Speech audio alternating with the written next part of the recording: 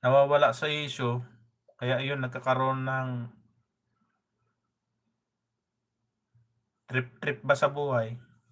Host, exit na po ako, bye. Ayan, thank you so much Kabsat 1010, ayan. Padikit naman kay Kabsat 1010 Vlogs. Ano lang 'to, Kabsat 1010, usapang ano lang, pero sa pagmamahal sa bayan ba.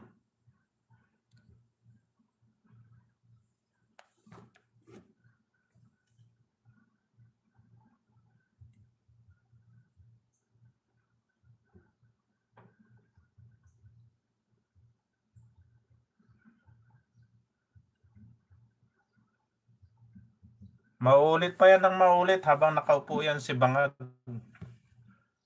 Ayan, ako talaga host, kailangan di ako gumamit ng draw kasi pabor talaga ako kaya. At saka masama nga sa kalusugan yan. Masama talaga sa kalusugan yan, Kabsat Ronnie. Sa totoo lang. Masama talaga yan sa kalusugan. Mot! Sino si Mot? Uy! Ay, si ano to? Si Mami Teresita. In-screenshot ko yan. Ikaw yan, no? Sorry sir, maliit lang. Sino to si Mot? Sino si Mot? Si Mami Murata man yan.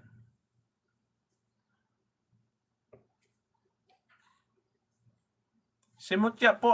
Ikaw pala si Mutya. Ayan. Naku, nagabala ka pa. Thank you so much sa Mutya.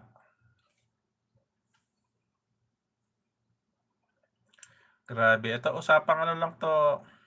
Kabsat Mutya ha. Usapang politika na yung mga politikang ano is walang pagmamahal sa bayan. Ayan, kaya mag-ingat kayo dyan ngayon dyan sa Pinas. Naglapa na yung mga iba't ibang gumagawa ng ano kabalbalan. Iwas kayo sa mga taong merong bisyo. Umiinom, gumagamit ng ganyan. Iwasan nyo yung mga taong ganyan. Wala kayong patutunguhan dyan kung makijoin kayo sa kanila. Masisira ang buhay nyo. Basta kayong nasa tamang pag-uutak, meron kayong takot sa Diyos na may lalang sa buhay natin. Yun ang sundin natin. Mahalin natin yung kapwa natin. Irespeto natin yung kapwa natin. So iwas tayo kumari lang. Kung yung ginagawa natin na nagpapagabi, pagkatapos ng school, uwi na agad. Huwag na kung saan-saan dumaan kasi hindi mo alam yung panahon ngayon, mapanganib. Totoo yan, nasa Bible yan. Darating ang mga panahong mapanganib. Lalakas ang yung mga tao na hindi na natatakot sa Panginoong Diyos, lumalaban.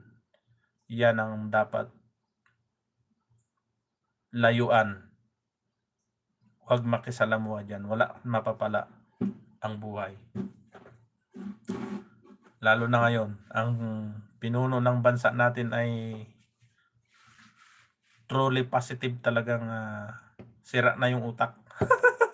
Kabsat Ronnie, sira na yung utak. Anak ka ng... Huwag ka nang pumasok dito, ano?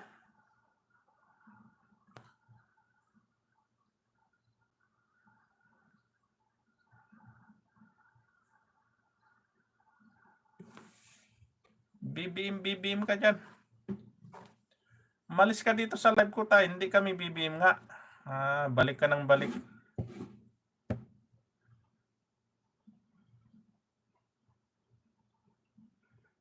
Hindi ka dito bagay sa live ko nga. Punta ka doon sa maka-BBM. Yan yun kanina.